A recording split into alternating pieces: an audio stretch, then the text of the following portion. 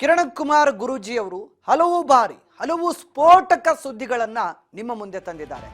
ಅದೇ ರೀತಿಯಾಗಿ ಈಗ ವಕ್ಫ್ ಬೋರ್ಡ್ ಇನ್ನಿಲ್ಲ ಅನ್ನುವಂತ ಸುದ್ದಿಯನ್ನ ಕೊಟ್ಟಿದ್ದಾರೆ ಶ್ರೀ ಶ್ರೀ ಶ್ರೀ ಕಿರಣ್ ಕುಮಾರ್ ಗುರೂಜಿ ಅವರು. ಕಾಲಜ್ಞಾನಿ ಶ್ರೀ ಶ್ರೀ ಶ್ರೀ ಕಿರಣ್ ಕುಮಾರ್ ಗುರೂಜಿ ಅವರ ಮತ್ತೊಂದು ಸ್ಫೋಟಕ ಸುದ್ದಿ.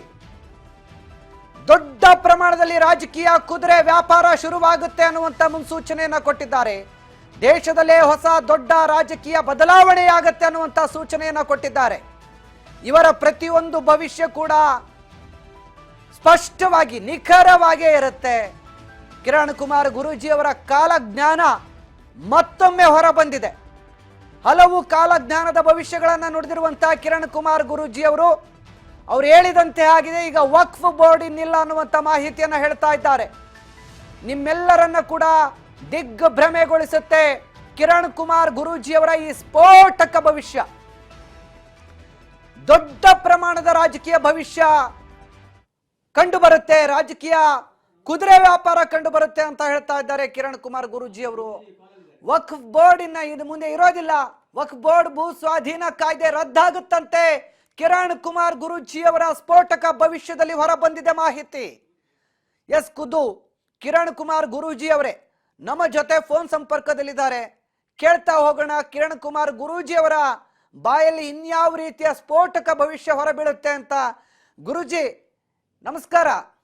ನಮಸ್ಕಾರ ವಿಜಿ. ಗುರೂಜಿ, ಈಗಾಗಲೇ ತಾವು ಸಾಕಷ್ಟು ಬಾರಿ ಕೆಲವೊಂದ್ಸರಿ ಕಾಲಜ್ಞಾನದ ಭವಿಷ್ಯವನ್ನ ನುಡಿದಾಗ ಅಚ್ಚಳಿಯದೆ ಆ ಎಲ್ಲ ಸ್ಫೋಟಕ ಭವಿಷ್ಯಗಳು ಕೂಡ ಈಗಾಗಲೇ ಜನರ ಮುಂದೆ ಇದೆ.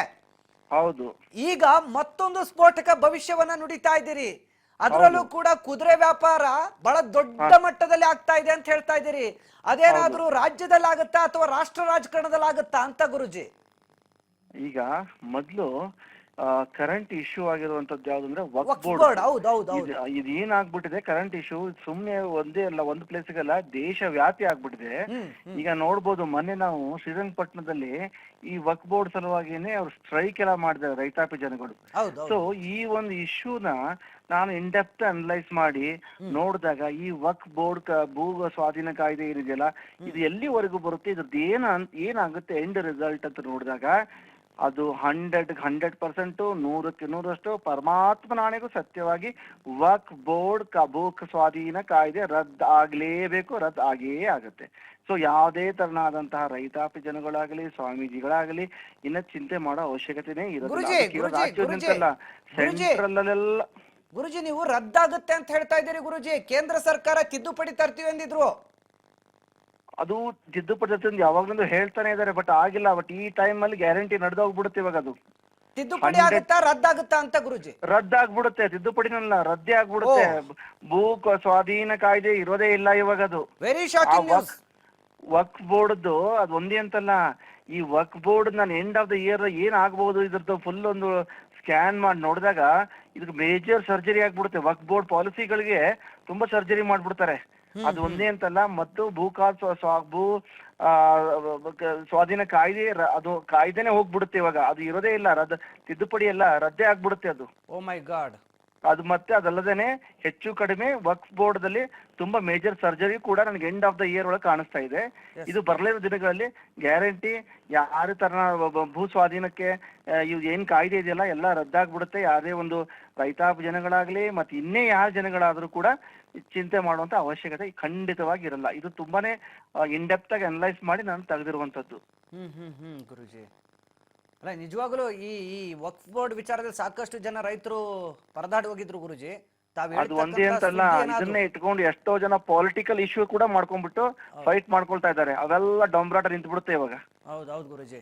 ಇನ್ನೊಂದು ಸ್ಫೋಟಕ ಸುದ್ದಿಯನ್ನು ನೋಡೋದಿದ್ದೀರಿ ತಾವು. ರಾಜಕೀಯವಾಗಿ ಕುದುರೆ ವ್ಯಾಪಾರ ಬಹಳ ದೊಡ್ಡ ಮಟ್ಟದಲ್ಲಿ ಆಗುತ್ತೆ ಅಂತ, ದೇಶದಲ್ಲೇ ಹೊಸ ರಾಜಕೀಯ ಸೃಷ್ಟಿಯಾಗುವ ಬದಲಾವಣೆಯನ್ನ ತರುತ್ತೆ ಅಂತ. ಅಂದ್ರೆ ರಾಷ್ಟ್ರ ರಾಜಕಾರಣದಲ್ಲಿ ಆಗುತ್ತಾ ಅಂತ ಗುರುಜಿ?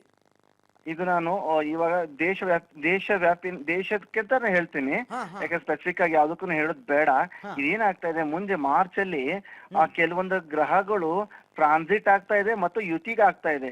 ಸೊ ಅದರ ಪರಿಣಾಮವಾಗಿ ಏನಾಗುತ್ತೆ ಅಂದ್ರೆ ಈ ಫೆಬ್ರವರಿ ತಿಂಗಳ 2ನೇ ವಾರದಿಂದನೇ, ಆಲ್ಮೋಸ್ಟ್ ಫೆಬ್ರವರಿ ತಿಂಗಳ 2ನೇ ವಾರದಿಂದ ಇದ್ರ ಪ್ರಭಾವ ಸ್ಲೋಲಿ ಆಗಿ ಬಿಟ್ಕೊಳಕ್ ಶುರು ಮಾಡ್ಬಿಡುತ್ತೆ. ಇದು ಹೆಂಗಾಗತ್ತೆ ಅಂದ್ರೆ ಈ ಒಂದು ಕುದುರೆ ವ್ಯಾಪಾರ ಒಬ್ರಿಬ್ರದಲ್ಲ, ಒಂದು ಹಿಂಡ್ ಸಮೇತ ಬ್ಯಾಚೇನೆ ಮೂವ್ ಆಗ್ಬಿಡುತ್ತೆ.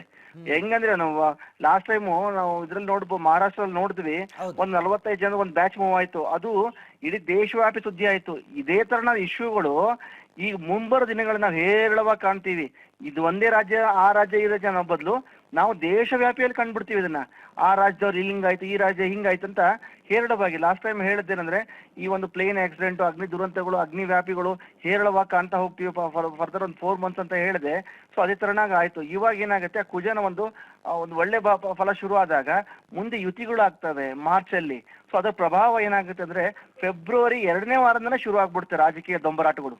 ಸೊ ಹಂಗಾಗಿ ಒಂದು ಮಾಸ್ ಟ್ರಾನ್ಸಿಷನ್ ಅಂತ ಹೇಳ್ಬೋದು ಪೊಲಿಟಿಕಲ್ಲಿ. ಅದು ದೇಶಕ್ಕೆ ಅನುಭವಿಸುವಂತದ್ದು.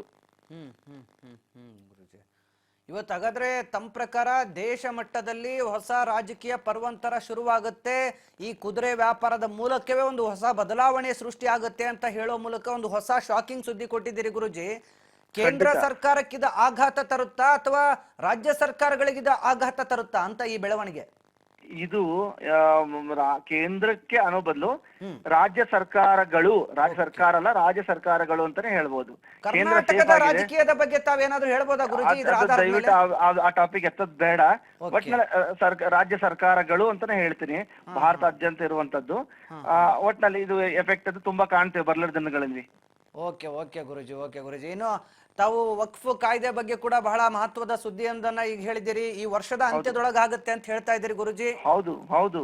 ಅದರಿಂದ ಸಾಕಷ್ಟು ಜನ ಆಸ್ತಿ ಕಳ್ಕೊಂಡಿದ್ದಾರೆ. ಹೌದು. ಬಹುಶಃ ಇದಾದ್ರೆ ಬಹುಶಃ ಜನ ತುಂಬಾ ಖುಷಿ ಪಡ್ತಾರೆ. ಸಾಕಷ್ಟು ತಾವು ಭವಿಷ್ಯಗಳನ್ನ ನಮ್ಮ ರಾಜ್ ನ್ಯೂಸ್ ನಲ್ಲಿ ನೋಡಿದಾಗ ಎಲ್ಲಾ ಭವಿಷ್ಯಗಳು ಕೂಡ 100% 100% ಅಕ್ಯೂರ್ ಆಗಿದ್ದಾವೆ. ಹೌದು. ಇದಕ್ಕೆ ನೀವು ಎಷ್ಟು ಅಶ್ಯೂರ್ ಕೊಡ್ಬೋದು ಗುರುಜಿ?